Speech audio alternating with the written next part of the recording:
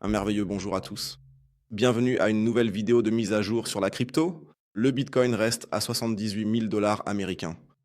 Nous avons même été proches de ce niveau tôt ce matin, des 80 000 dollars américains, donc 79 500 dollars, mais malheureusement nous n'avons pas pu nous maintenir dans cette zone. Mais cette semaine sera vraiment décisive.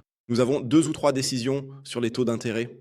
La Banque du Japon se réunit déjà demain matin, puis mercredi ce sera au tour de la Fed, avec le dernier discours de Powell, donc très probablement le dernier discours de Powell, et un dernier good afternoon, ou quoi qu'il veuille bien dire. Le Bitcoin ne s'en préoccupe guère en ce moment, car il y a à nouveau une offre de paix. Oui, je sais, c'est la même rengaine que nous avons tous les jours, mais nous devons en tirer le meilleur parti. Et le Bitcoin monte, les actions montent, tout est super génial. Sauf une nouvelle que je vais vous raconter dans un instant. Mais avant de commencer, comme toujours, n'hésitez pas à laisser un like à la vidéo et à vous abonner à la chaîne si ce n'est pas déjà fait. Et bien sûr, rejoignez aussi volontiers le groupe gratuit Telegram Talk et Signal. Si vous avez envie d'avoir des mises à jour, des news et des signaux, venez nous rejoindre. Vous trouverez le lien gratuitement en bas de la description de la vidéo. Et si vous recherchez également une plateforme d'échange où vous pouvez négocier tout ce dont nous parlons ici, vous pouvez également contacter mon partenaire. Inscrivez-vous à Exchange BingX. Il reste encore jusqu'à 10 000 USDT disponibles en bonus d'inscription, alors n'hésitez pas à consulter le premier lien en bas de la description de la vidéo. Et voilà, vous êtes déjà dedans. Alors, passons directement aux actualités les plus importantes. Non, ce n'est pas le cas. Le Bitcoin à 78 000 dollars, c'est toujours Timmy. La gigantesque banc de sable retient toujours Timmy prisonnier. C'est le titre principal du jour dans le Bild Zeitung. Je ne voulais pas vous en priver car vous savez, le sort de Timmy nous tient tellement à cœur. Et donc, voilà la situation actuelle. On se passe le relais à Robin des Bois, juste pour info. Vous aurez les prochaines infos à nouveau en direct demain matin, ici en tout cas, sur cette chaîne. Mais passons maintenant aux autres sujets. Le Bitcoin, comme je l'ai dit, à 78 000 dollars. Oui, apparemment, il y a eu une nouvelle offre de paix. Donc, les cours des actions montent après le rapport d'offre de l'Iran. Les gains sur le prix du pétrole diminuent. Le pétrole est légèrement en repli, il faut le préciser à ce stade. Donc, quand on voit le titre, on se dit « Oh non, mon Dieu, le pétrole s'est complètement effondré ». Et puis on regarde ça. Pour ceux qui s'en souviennent, hier, lors d'un stream, on était à environ 94 dollars le baril de pétrole à la clôture. Vendredi et maintenant, on est à 95, 96 pour le light crude. Donc, en quelque sorte, le titre, on peut dire, enfin, j'accorde énormément d'importance à Bloomberg, mais là, ça ne colle pas vraiment en ce moment. Donc, c'est clair, les futurs montent d'abord. Le Brent, soi-disant, oui, est coté. D'ailleurs, c'est même écrit ici en bas. Le Brent brut a rendu une partie de ses gains, mais reste coté. 1,5% plus haut que vendredi. Donc le prix du pétrole monte, le titre est donc la nouvelle offre de l'Iran. Par conséquent, relativement peu de personnes sont intéressées, car cela ne leur apporte aucun avantage. Voilà le gros problème. Comme je l'ai dit, nous avons toujours, bien sûr, le Bitcoin qui est de nouveau sur une bonne lancée, etc. PP. Mais nous rencontrons toujours les mêmes problèmes que la semaine dernière et la semaine précédente. Premier point, le maintien de prix du pétrole très élevé. Le deuxième point concerne le renforcement du dollar. Et le troisième point, c'est l'indice de volatilité qui reste toujours autour de 21. Cela signifie qu'il y a toujours des opérations de couverture en cours. Hier, lors du stream, je vous ai montré une ou deux actualités, ou plutôt, je ne voulais pas vous les cacher maintenant. Et en particulier, il s'agit d'une actualité très importante. Les hedge funds prennent leurs bénéfices sur les actions technologiques.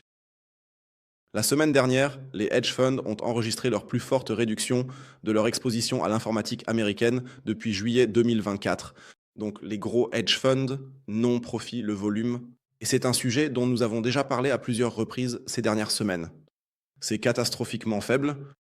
Voici le volume des dernières heures. Là, c'était plutôt bien, il faut l'admettre, honnêtement. Le volume de vente se situe autour de 60 millions. Mais maintenant, alors que nous repartons à la hausse, nous atteignons tout juste à nouveau environ 20 millions de volume. Et cela sur un graphique en 1 minute. Cela signifie que le volume est vraiment faible. Et cela confirme aussi l'information que je vous ai donnée il y a quelques semaines, ou plutôt que je vous ai montré, à savoir que le volume s'est effondré de façon spectaculaire, surtout sur le S&P 500, et c'est encore plus le cas maintenant. Car moins il y a de volume sur un marché, plus il est facile au final de faire monter les cours. Et c'est justement un exemple parfait, par exemple, avec le volume du Dow Jones. Les hedge funds prennent des profits pendant que nous montons. Ils vendent. Le retail continue d'acheter encore et encore. À mon avis, on observe toujours un modèle similaire avec le Bitcoin.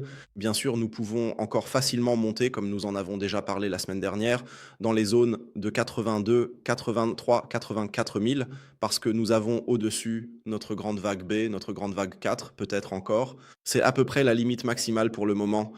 Nous avons ici de l'autre côté encore des vecteurs journaliers qui peuvent être comblés. Et après cela, je vois cependant toujours une nette baisse. Oui, des cours directeurs. Donc pour moi, l'objectif de correction se situe toujours quelque part entre 45 000 et 55 000 dollars américains. Rien n'a changé car au final, la situation des actualités est toujours la même. Il y aura probablement encore un choc pétrolier, peut-être à cause d'Hormuz. Ensuite, Trump tient les marchés en main. On verra bien combien de temps encore, c'est ce dont nous avons parlé hier. La BCE souhaite maintenant relever ses taux en juin, tout comme la Banque d'Angleterre. Demain matin, ce sera au tour de la Banque du Japon. La Banque du Japon aurait apparemment tendance à maintenir les taux en avril, tout en conservant sa position restrictive. Pendant ce temps, eh bien, l'inflation au Japon augmente, car la hausse des prix du pétrole assombrit les perspectives de la Banque du Japon. Vous voyez dans quelle contradiction tout cela se trouve. D'un côté, oui, nous laissons tous les taux inchangés, mais d'un autre côté, oh mince, nous avons encore de l'inflation. Et cette inflation au Japon est encore là, où était-ce, sans les produits alimentaires frais et l'énergie. Cela signifie que l'inflation est encore bien plus élevée parce que le Japon est bien plus dépendant. Du détroit d'Ormuz, donc vous voyez aussi où je veux en venir. Cette semaine, demain matin, il sera très important de voir comment sera aussi le texte d'accompagnement de la Banque du Japon, bien sûr. Demain, les données de l'IPC de la Banque du Japon seront également publiées. Ça va aussi être très amusant. Et mercredi, nous aurons ensuite la décision sur les taux de la Fed. Donc la semaine est vraiment pleine à craquer de données et de décisions. Je ne vais pas streamer cela parce que je trouve que c'est absolument absurde. Mais malgré tout, tout dépend surtout de la Banque du Japon. Moi, je suis. Si la BCE augmente encore, alors ce serait doublement et triplement génial. Et tôt ou tard, les États-Unis augmenteront probablement aussi, car ils ne voudront pas se laisser distancer, du moins je ne peux pas l'imaginer autrement. Et sinon, jeudi, il y aura encore l'indice des prix PCE aux États-Unis, ainsi que le taux de base et le PIB du premier trimestre. C'est amusant, voyons un peu ce qui va encore en sortir.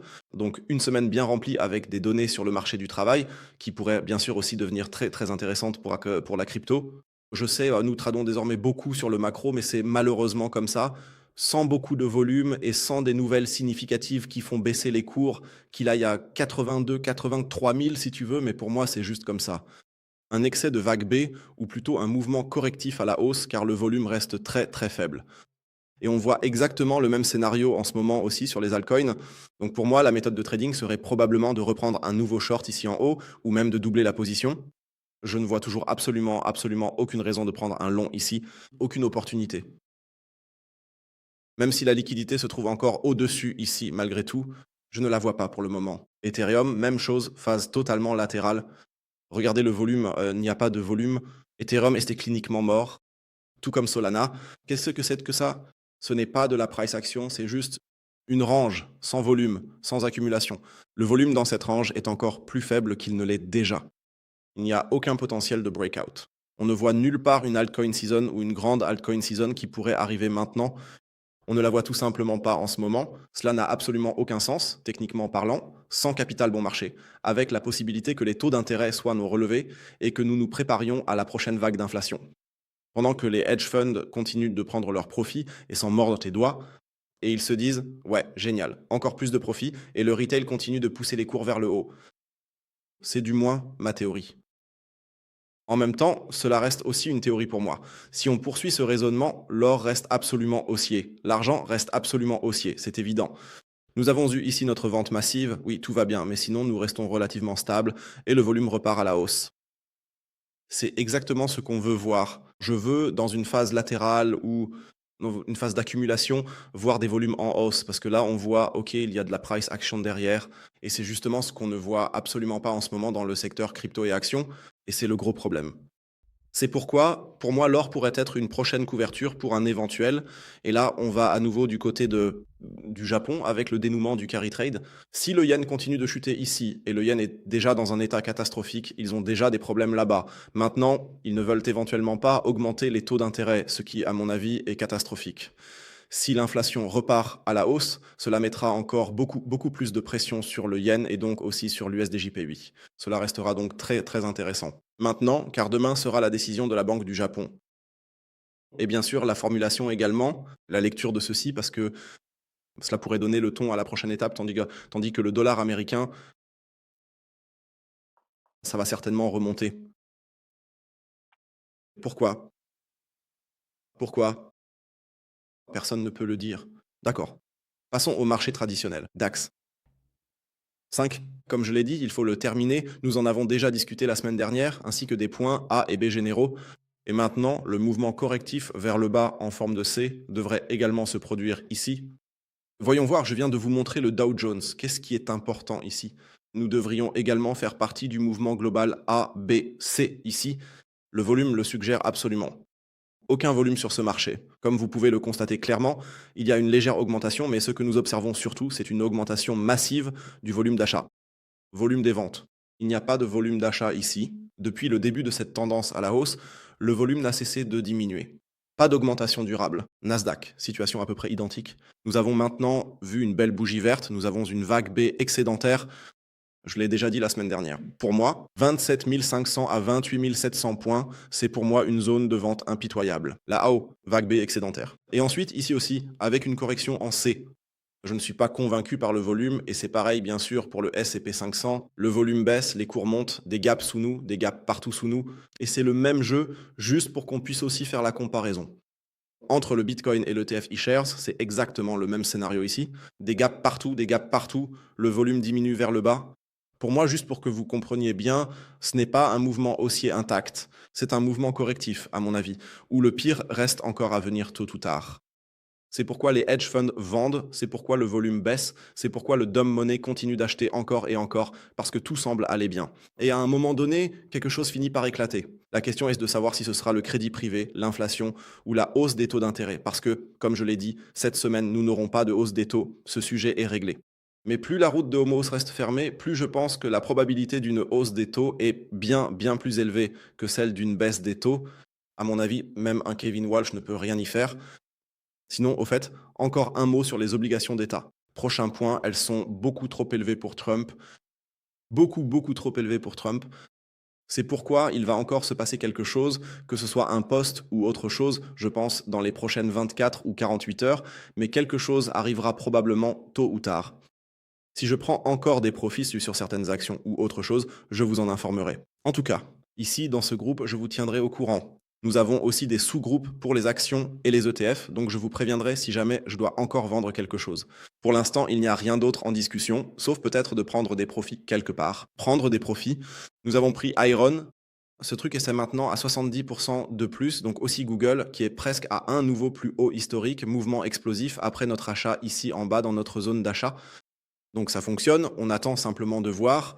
Et s'il y a du nouveau, je vous tiendrai volontiers au courant. Sinon, c'est tout pour moi. Merci d'avoir regardé. On se retrouve demain pour une nouvelle vidéo de mise à jour. Et sinon, je vous souhaite à tous un excellent début de nouvelle semaine de trading. D'ici là, ciao ciao et comme toujours, restez crypto.